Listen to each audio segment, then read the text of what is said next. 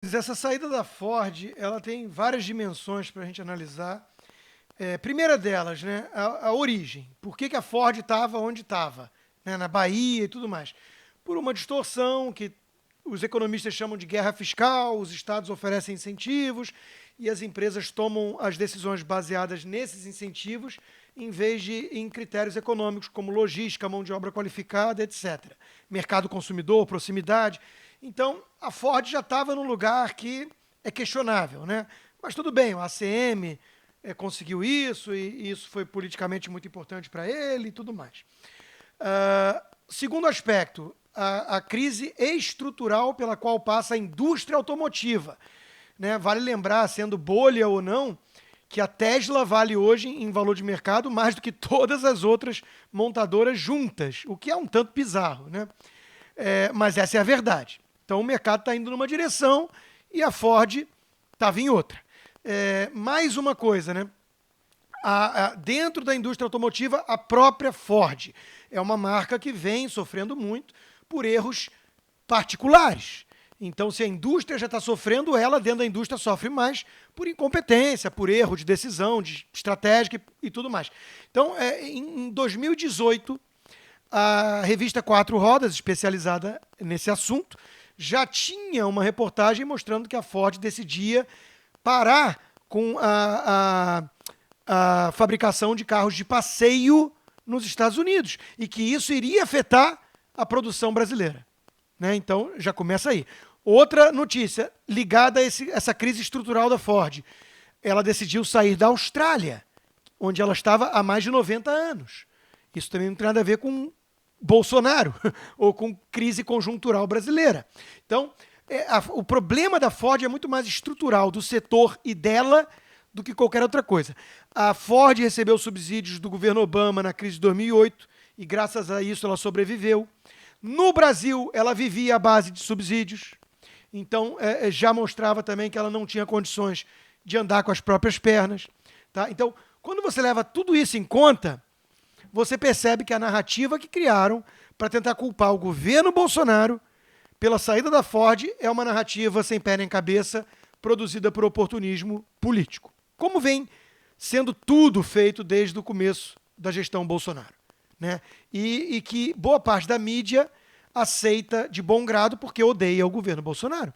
Então, nós vimos lá um bando de jornalistas, um bando de políticos, e não estou dizendo só a extrema esquerda, não, que sempre faz isso. Estou dizendo Joyce Hasselman e companhia, Rodrigo Maia, né, culpando o governo Bolsonaro. Em primeiro lugar, nós devemos parar para pensar no custo Brasil e nas reformas estruturais para tornar o país mais competitivo. Nós devemos. E a saída da Ford poderia servir para reflexão nesse sentido? Poderia. Como qualquer notícia negativa desse sentido. A Argentina vem perdendo um monte de multinacional e seria ótimo se todos parassem para pensar no que a Argentina está fazendo de errado para isso acontecer. Agora, no caso específico da Ford, não foi isso, como eu já disse. Mas mesmo que fosse isso, ou pelo menos assim, putz, será que com outro quadro conjuntural, com outro cenário de confiança nas regras do jogo, de cenário macroeconômico, será que isso poderia ser evitado sem subsídios, né? Eu acho difícil, mas vamos lá. Se a resposta for afirmativa, quem é o culpado? O grande boicotador geral da República, que é o Rodrigo Maia, que é o cara que vem sentando em cima de um monte de pauta reformista. Então, é aquele caso típico do ladrão que grita pega ladrão. Quando o Rodrigo Maia culpa o governo de embarrear agendas que tornariam o país mais competitivo, sabendo que é o Congresso, e especialmente ele, que tem de alguma forma boicotado agendas reformistas e privatização e tudo mais, é realmente uma piada de mau gosto. Então, nada nesse caso da Ford, na minha concepção, nada aponta na direção do presidente, né? Mas ele foi o grande acusado por tudo e todos que estão no jogo de demonizá-lo por interesses eleitorais e não preocupados com o futuro do Brasil. Então é muita hipocrisia, é muito jogo sujo, né? E o próprio presidente se defendeu naquelas saidinhas, apresentando o grosso desses argumentos, né? E dizendo inclusive isso, falando, olha, se não vive sem subsídio, não pode sobreviver. Não é lei de mercado?